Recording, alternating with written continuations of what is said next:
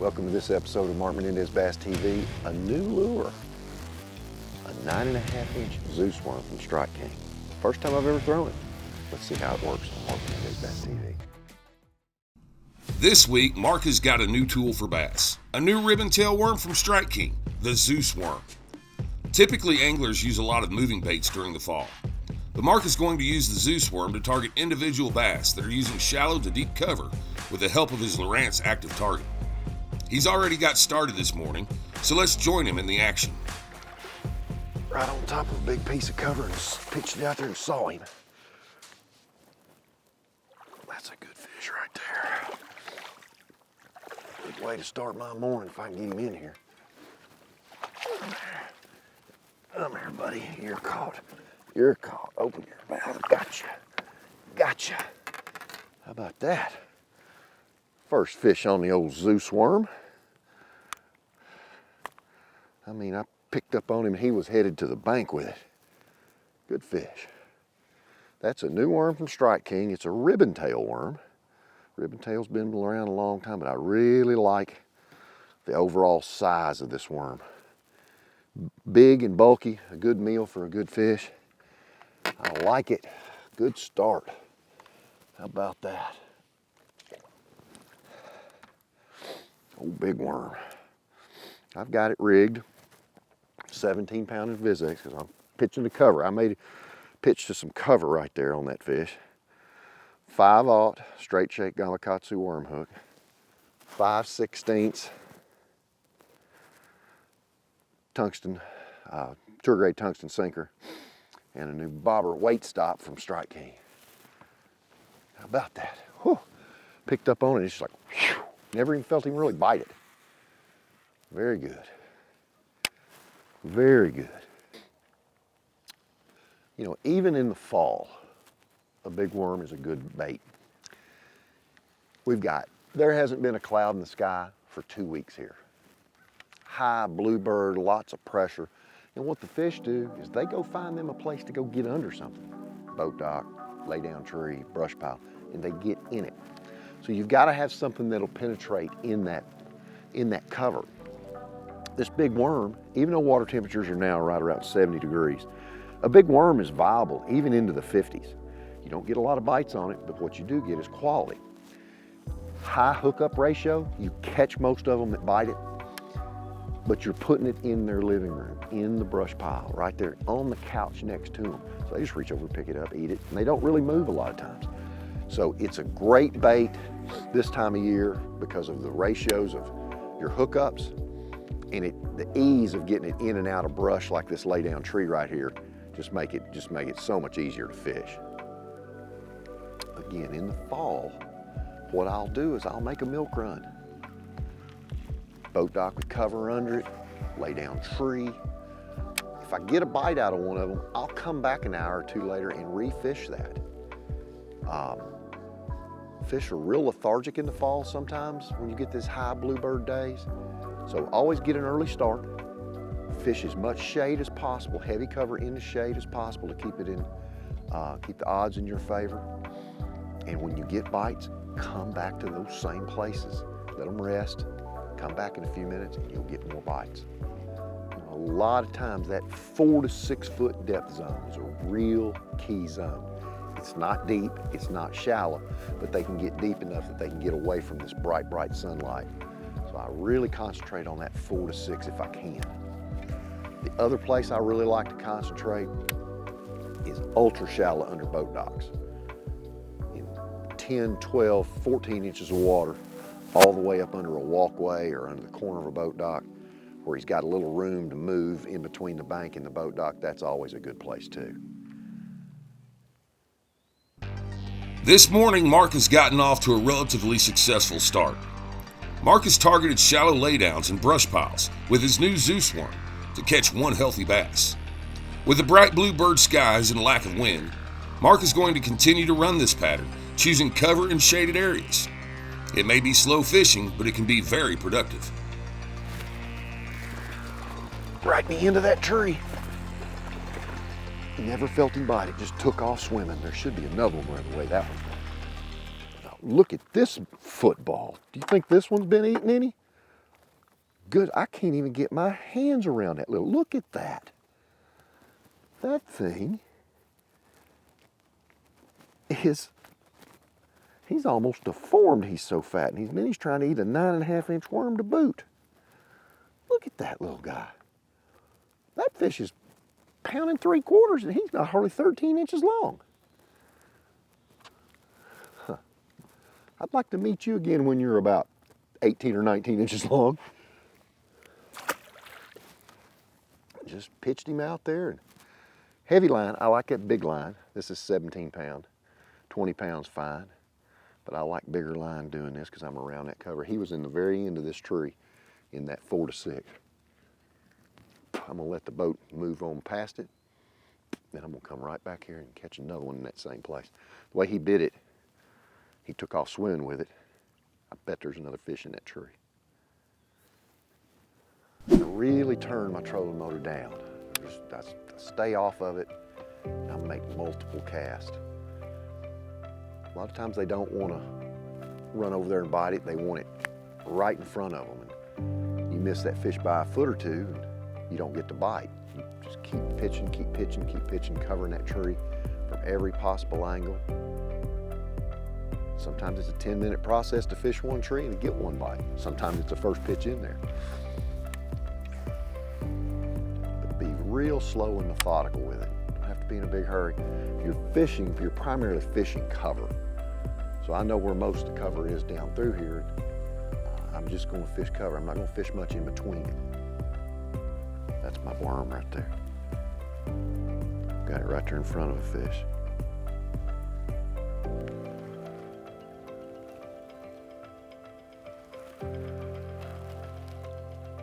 Got him.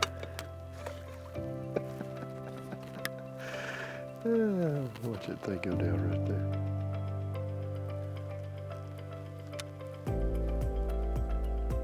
There's my worm right there. Got a piece of cover at 30 feet right there. There's 2 bass right there is what that is. That's 2 fish right there.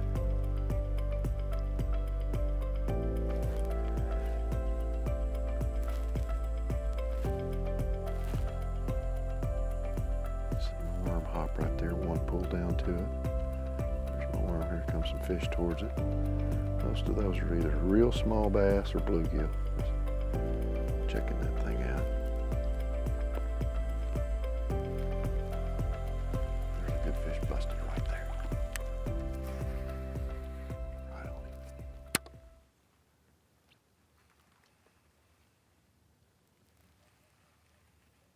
Did he get it? Yeah, he got it. That one showed himself. Where are you going, little fella? How about that? That's another fat one. Come on up here and join us. Look at that one. There's another big fatty. Another big fatty. That one busted a minnow, pitched the old big worm over there, and he gathered it up. Not a bad little old fish. This turned out to be a nice morning on the old worm. Big old 9.5-inch worm. How about that? I was just getting ready to move it and that line jumped. Mark's plan of targeting shallow cover methodically and utilizing his Lowrance Active Target has paid off quickly this morning. Not every fishing trip is going to be full of fast and furious action, especially in the fall. But sticking with a pattern that is producing is a key for a successful day. The new Zeus worm also seems to be a hit with the bass. Let's see if Mark can expand his pattern and catch some more bass who seem to be feeding. There's another one right there. Golly, that's a hot one.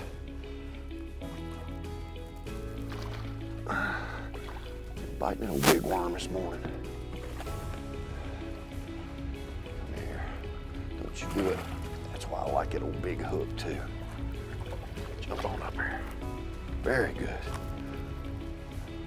Again, I preach this time and time again. Make a successful cast, make it again. That rewarded me with another fish. I had no idea there was another fish there. One fish came up and showed himself, made a second cast, caught another good one. I'm biting that old big worm this morning. That's good, I like that. I like it. Can we go 3 for 3? We're gonna try. I'm gonna put it right back where it was. Wow. Slow technique, but pretty fast action today. I'm liking this. Don't get to do this very much in the fall. Fall's generally hard work. You can be well rewarded for some fish catches in the fall, but when you've got a little bit of shade on a bank, and you've got them dialed in, work on them when you can, especially this time of year. That's 2 fish within 10 feet of each other, and I saw one fish get a minnow. That's how I was alerted to throw right there. Couple little bitty sticks right there, but I saw one get a minnow. So, we better put that a worm right there. You really have to listen to the fish a lot of times when they bite soft plastic. If you pitch up there and it just barely mouths it, that fish is probably alone. But if you pitch up there and it takes off, that's telling you, I'm grabbing that bait, that's mine, I'm going somewhere else with it, and he's got some more buddies there. And that's what those 2 fish told me right there real quick. First one bit it hard and threw back in there and got the second bite. That there were more there. Always listen to the way that fish bites that worm. Takes some time for that to click in your head sometimes, but they will let you know if they've got their buddies there most of the time. Here's what the rig consists of. It consists of a straight shank, 5/0 Gamakatsu hook. I always want a straight shank hook when worm fishing, casting, pitching soft plastics. Regardless of my rod position, this hook point is in a hooking point. Whether I hook sideways, it comes this way. If I hook straight up, it comes this way. It's always in a hooking point. You will hook more fish with a straight shank worm hook. A 5/16 tour grade tungsten slip sinker. That is a great all-around size. It's light enough it can be fished in shallower water. It's heavy enough I can throw it out in deep water if I need. I rig my worm by coming in the top of the worm about 1/4 of an inch. Right there in the top, come on out the side of it. I want to come out the same side as where the ribbon starts on the worm. So I want it to be that way we don't get any twist. Come over the point of the hook, turn the hook towards the worm, bury the hook in the worm like that straight. Then I slide the slip sinker down. See this little bitty black thing right here? Put that on earlier. That's a bobber stop, weight stop from strike king. And that makes it all compact. That way, the sinker doesn't get away from the worm. We're fishing cover. We're fishing lay down trees. We're fishing offshore brush piles.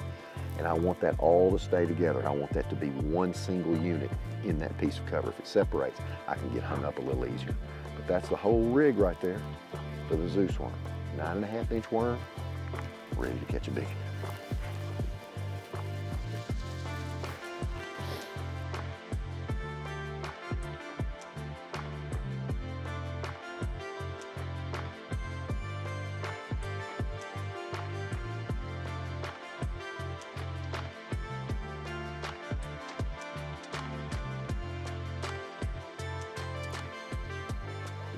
Yeah, he's got it. Little fish, I think. No, that one fooled me. That one bit it like a little old bitty fella, but he moved off with it. That big old hook got him, didn't it? Big old hook. What are you gonna do? Come on up here. Another good bass. See, this is why I like this big hook. Look how that fish is hooked right there. That fish is not coming off for any reason other than the line parting ways. Nice little old bass. Zeus worm. Big worm. That one bit it like a little old bitty one. Just went dink, dink, dink. Then the next thing I know, it's just easing off. So pulled the trigger and caught another nice bass. Fall fishing with a big worm ain't a bad trick to do. For a slow approach, Mark has had a fast and phenomenal day. The sun is starting to get up and the bass will get even tighter to the cover. Mark has backed off in a bit deeper water, combing it with his Lowrance Active Target, looking for grown-sized bass. He has a decent limit to be proud of, but he'd like to get one more kicker fish. There he is.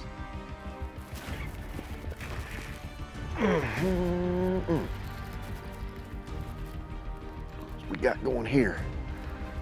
What kind of sport model is this? It's that line thing. Golly. Goodness gracious. Here, coming up. Oh, that's why. That's the right kind. Look at that one. Yes, sir. Yes, sir. How about that? That is a gigantor. Oh, big worm hook right on top of the head.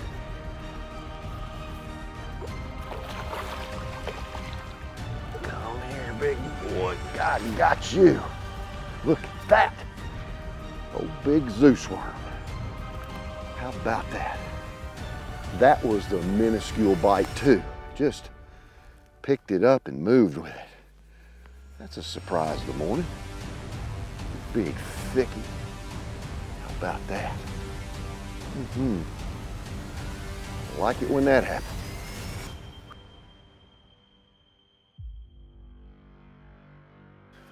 What makes a good worm rod? One of the things I like is castability. I need a rod that I can handle and make accurate casts with, because we're throwing those isolated pieces of cover. But what I really want in a worm rod is a medium heavy rod that has a good fast tip to it, good backbone. This is a 7.4 in the KVD line from Lews. It's the GC6, 7.4 medium heavy. I can actually flip and pitch light things with this, or I can cast it, and it has excelled on the tournament trail for me on casting a big worm. I've got a unique reel on here. This is the flipping and pitching reel that has limited line. It's a Pro SP, has a small spool, shallow spool, and has limited amount of line on it and casts super well. Probably the smoothest reel Lews has ever built. The gears really mesh well together, but it also fits well in my hand. Make that long cast, 7'4" rod, accurate, and it allows me to take up a lot of line and set that hook fast when I get that bite. I like this rod and reel combo. That's a good fish. That's a good one.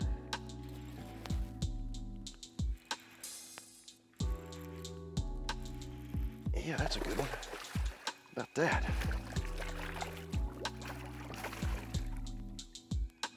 Oh, look how white that fish is.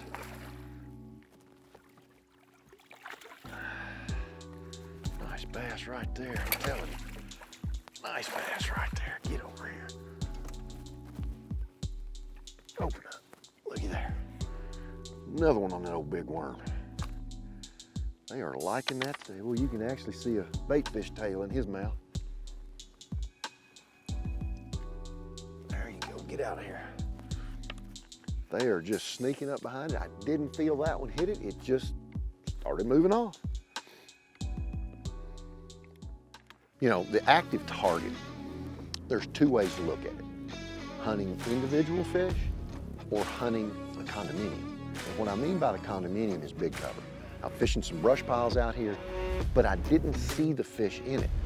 So with the worm and active target, I can make a very precise cast and get that worm in there.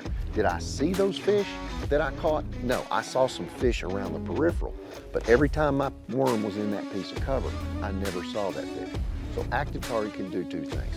Hunt down that individual fish where there is little or no cover, or show you the condominium where one or two might be living that you can't see because they're so close to that cover. That's the cool thing about active target. And do I have a bite? No, I'm coming over that piece of cover.